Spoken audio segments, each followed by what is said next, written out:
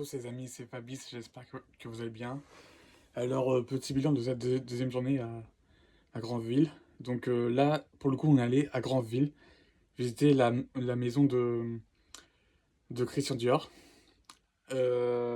qui au passage a fait la renommée de cette ville. Il est issu d'une famille ayant exercé dans le domaine industriel. Il a fait des engrais, puis dans un premier temps, Christian Dior s'est intéressé au jardinage. Donc, on peut voir autour de sa maison, enfin, de ce qu'il en reste, un jardin avec des fleurs, des bassines d'eau, des plantes, des, euh, des buissons, etc.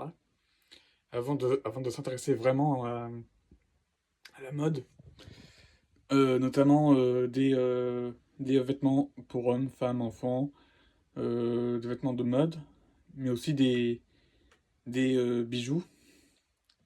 Et, euh, et il faut aussi savoir que cette famille avait aussi vécu un temps à Paris avant, avant de ensuite retourner à leur domaine de grande ville.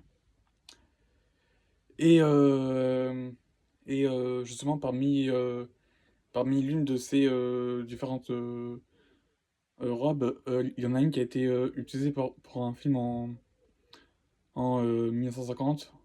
J'ai perdu son nom. Et, euh,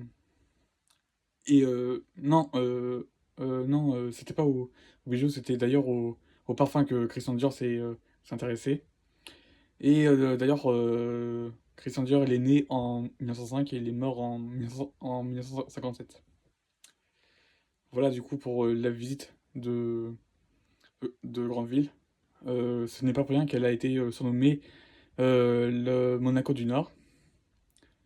Donc demain, on va aller visiter un château, peut-être puis aussi un scriptorial, donc avec des documents de l'époque.